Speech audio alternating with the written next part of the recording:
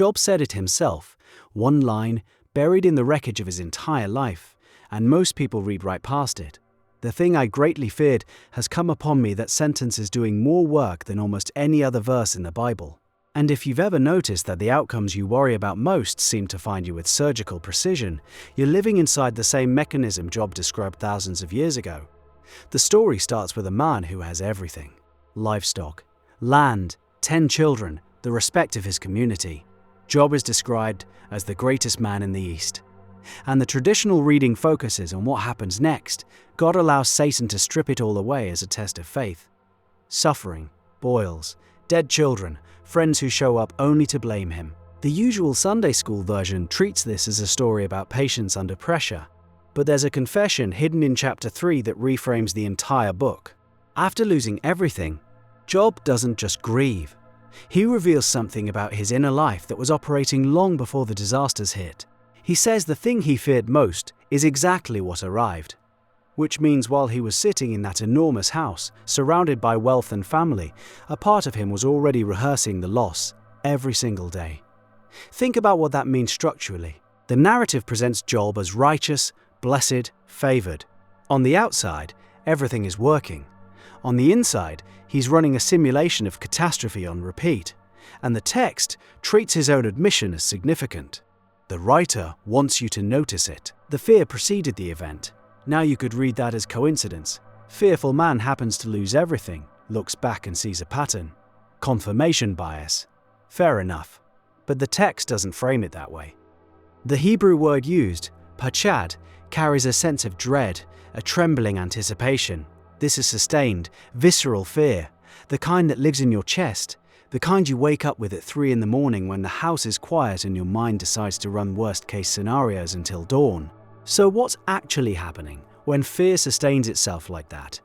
Your body responds to vivid mental rehearsal, almost identically to real experience. When Job pictured losing his children, and he did, the text tells us he made burnt offerings for them constantly, just in case they had sinned. His physiology was processing that loss over and over. Each morning sacrifice was an act of fear disguised as devotion. He was so afraid God might punish his children that he preemptively atoned for sins they may never have committed. That's a man whose baseline state is dread wearing the costume of piety. The sacrifices reveal the architecture of his anxiety. He couldn't enjoy a feast his children attended without immediately wondering if they'd offended God during it. Every celebration triggered a cleanup ritual. Every good day ended with Job on his knees, trying to patch a threat that existed only in his own projection. And this is where the mechanism gets uncomfortable to sit with. Sustained fear changes behavior in ways you stop noticing. A person afraid of abandonment starts monitoring their partner so closely that the partner feels suffocated and leaves. A person afraid of financial ruin hoards so aggressively they miss every investment opportunity and end up broke. The fear doesn't predict the future, it builds it. One decision at a time, beneath conscious awareness, the afraid person constructs the exact corridor that leads to the outcome they're trying to avoid. Job's constant sacrificing may have looked responsible, diligent even, but each offering reinforced the belief that disaster was one misstep away. He was living as though catastrophe were the default and safety required daily maintenance. That orientation, safety is something you have to earn every morning or lose by nightfall, is exhausting. It's also self-fulfilling, in a way that has nothing to do with mysticism. A person operating from sustained dread makes different decisions than a person operating from stability. They over-insure, they over-control, they squeeze the people around them, they interpret neutral events as threats. Over months and years, those micro-decisions carve a groove. The groove becomes a rut, the rut becomes a trench, and one day you're standing in it wondering how you got there, while the answer is, you dug it yourself. One anxious night at a time, the friends who show up to counsel Job demonstrate the next layer. Eliphaz, Bildad, Zophar, they all arrive with the same framework. You must have done something wrong. God is punishing you. Repent. Their theology is transactional. Good behavior gets reward, bad behavior gets punishment. And Job pushes back on this for 30 chapters because he knows he didn't commit some secret sin. But he misses his own confession. He told them exactly what he did. He feared. Continuously, ritualistically, with his whole body, he treated every good thing in his life as provisional, temporary, about to be snatched away, and he maintained that posture so consistently that when the losses came, they slotted into a template he'd been building for years. The friends are wrong about the mechanism. It's not cosmic punishment for hidden sin.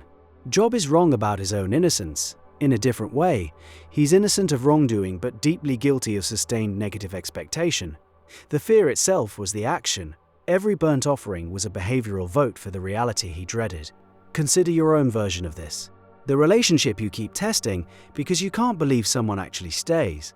The project you sabotage with over-preparation because finishing it means it can be judged. The health anxiety that keeps you researching symptoms until your stress levels actually compromise your immune function. Each of these is Job's mourning sacrifice in modern clothes. An act that looks responsible on the surface while reinforcing the very instability it claims to address. The most striking part of Job's story comes at the end. God speaks from a whirlwind and never explains the suffering. Never says, "Here's why I took your children." Instead, God asks Job dozens of questions about creation, about forces beyond human control, about the architecture of a universe that operates on scales Job can't comprehend. The answer to why did this happen is essentially, you're asking the wrong question. And then something shifts. Job stops defending himself, stops demanding an explanation, stops running the fear simulation. He says, "I had heard of you with the hearing of my ear, but now my eye sees you." The shift is from second-hand knowledge to direct experience, from a God he was afraid of to a God he's standing in front of. Fear requires distance. You can't dread something you're currently facing. You can only respond to it. After that encounter, Job's health returns. His wealth doubles. He has 10 more children. The traditional reading says God restored him because he passed the test. But read through the lens of his own confession, and something else emerges. The restoration begins at the exact moment Job stops operating from fear. The mechanism that attracted disaster disengages when the dread drops away. The doubling is interesting too. He gets back twice the livestock, twice the wealth. But he gets exactly 10 children again, the same number. Rabbinical commentators noticed this and offered an explanation. The livestock that died were gone, so double replaces the loss, but the children who died still exist in the afterlife, so 10 plus 10 equals 20. Job's family was already doubled. He just couldn't see it, while fear was running the math. That reading changes the entire story, from a parable about patience into a diagnostic manual for how sustained dread warps perception.